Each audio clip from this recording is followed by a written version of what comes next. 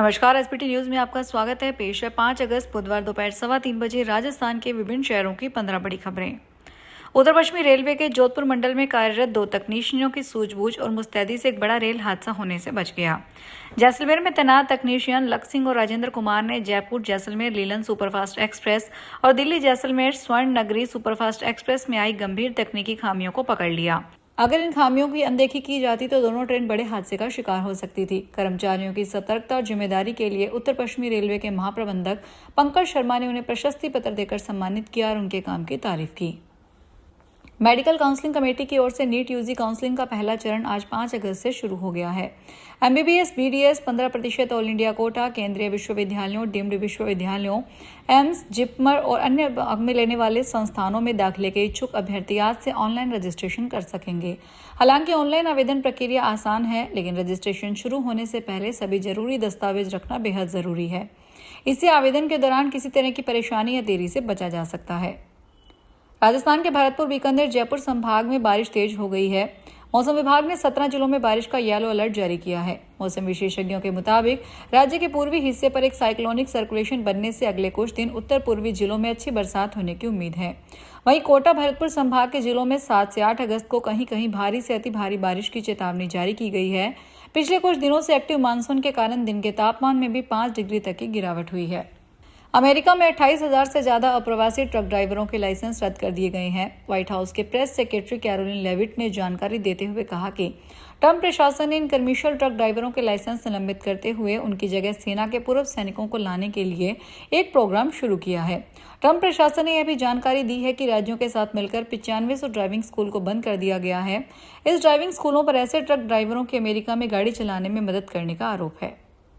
केंद्रीय संस्कृति एवं पर्यटन मंत्री गजेंद्र सिंह शेखावत ने पूर्व सीएम अशोक गहलोत के जोधपुर दौरे को लेकर कहा, मैं तो अभी आया हूं, मुझे कोई तिलिस्म दिख नहीं रहा। दरअसल केंद्रीय मंत्री गजेंद्र सिंह शेखावत बुधवार को जोधपुर दौरे पर रहे। यहां उन्होंने मीडिया से बातचीत करते हुए कहा, प्रदेश में होने वाले आगामी पंचायती राज और स्थानीय निकाय चुनावों में भाजपा की प्रचंड जीत होगी। सीएम भजनलाल शर्मा के नेतृत्व में प्रदेश के हर विधानसभा क्षेत्र में विकास की नई धारा बही है। राष्ट्रीय मेडिकल प्रवेश परीक्षा नीट यूजी के पैटर्न में बड़े बदलाव की तैयारी चल रही है। केंद्र सरकार ने सुप्रीम कोर्ट में हल्फनामा दाखिल कर इसकी जानकारी दी। इसमें बताया गया है कि लगभग 22 लाख अभ्यर्थियों वाली इस परीक्षा को मौजूदा पेन पेपर मोड से हटाकर कंप्यूटर बेस्ड टेस्ट में बदलने के विकल्प पर गंभीरता से विचार किया जा रहा है। इसके साथ ही 2 चरणों मेन एंड एडवांस में आयोजित करने पर विचार हो रहा है। इस साल की नीट परीक्षा के पेपर लीक के बाद दाखिल याचिकाओं का जवाब देते हुए सरकार ने बताया है कि नेशनल टेस्टिंग एजेंसी की 8 मुख्य परीक्षाओं में से 7 पहले ही ऑनलाइन मोड में आयोजित की जा रही है। दिव्य भव्य धाम में विराजित रामलला के दर्शन करने वाले राम भक्त अब निर्बाध रूप से राम दरबार के भी दर्शन कर सकेंगे।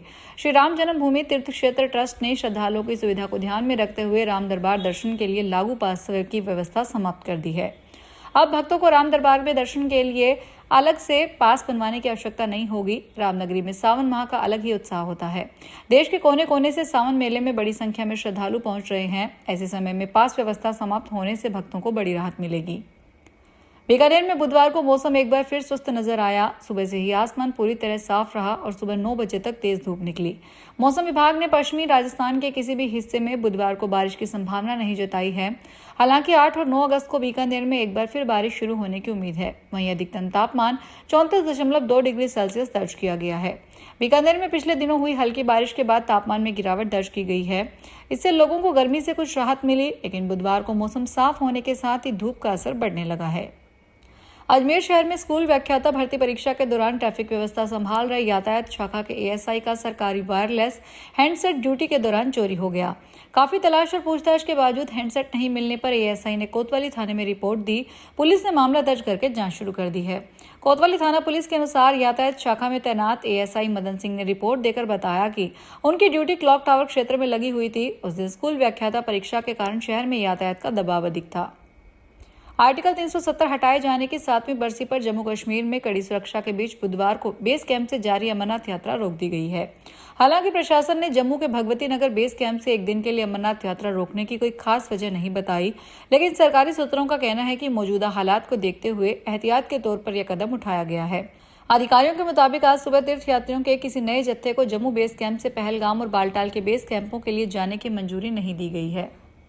धौलपुर जिले के निधेरा खुर्द गांव में विद्युत निगम का एक सिंगल फेज ट्रांसफार्मर चोरी हो गया। यह ट्रांसफार्मर गांव के उप स्वास्थ्य केंद्र के पास स्थापित था। शुरुआत में रात में बिजली आपूर्ति बंद होने पर ग्रामीणों ने इसे सामान्य तकनीकी खराबी समझा। हालांकि सुबह तक बिजली बहाल नहीं होने पर ग्रामीण ट्रांसफार्मर स्थल पर पहुंचे।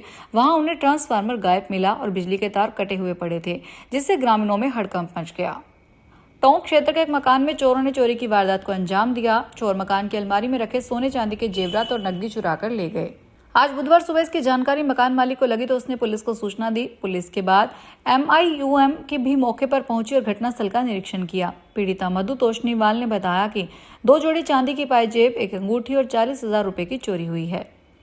धौलपुर में महिला सुरक्षा और सशक्तिकरण को बढ़ावा देने के उद्देश्य से कालिका पेट्रोलिंग यूनिट की टीम ने अंजलि कोचिंग क्लासेस का दौरा किया। इस दौरान थाना टाउन चौकी प्रभारी लोकेंद्र सिंह भी मौजूद रहे। टीम ने छात्राओं को सुरक्षा संबंधी जानकारियां दी।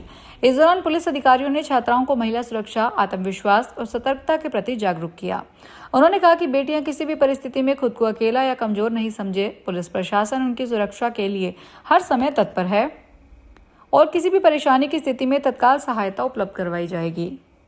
कोटा की नांदा थाना पुलिस ने वारंटी को उसके घर से दबोच लिया। इस दौरान एक महिला ने आरोपी को पुलिस से छुड़ाने की कोशिश की।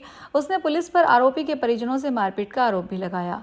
पुलिस की इस कार्रवाई का वीडियो सोशल मीडिया पोस्ट हुआ है। नांदा थाना प्रभारी महावीर मीना ने बताया कि आरोपी राजन साजन के खिलाफ नांदा सहित विभिन्न थानों में 1 दर्जन से अधिक आपराधिक मामले दर्ज हैं। इनमें एक मामले में आरोपी के खिलाफ कोर्ट से वारंट जारी किया गया था। कई बार पुलिस आरोपी को पकड़ने गई थी, लेकिन वह मौके पर नहीं मिला। सीकर का नया ओवरब्रिज आज सुबह से जनता के लिए खुल गया है। यह फ्लाईओवर फतेहपुर रोड से पिपराली रोड नवलगढ़ रोड को कनेक्ट करेगा। ब्रिज के दोनों ओर एंट्री और एग्जिट है, जबकि फिलहाल नवलगढ़ रोड पर गाड़ियां सिर्फ उतर सकेगी, एंट्री नहीं होगी। ASP डॉक्टर तेजपाल सिंह ने ओवरब्रिज व ट्रैफिक की शुरुआत के साथ ही ऑटो रिक्शा वालों और आम जन को लड्डू खिलाए। उन्होंने सभी से ट्रैफिक नियमों का पालन करने की अपील की। फिलहाल इस बुलेटिन में इतना ही। फिर हाजिर होंगे बड़ी खबरों के साथ।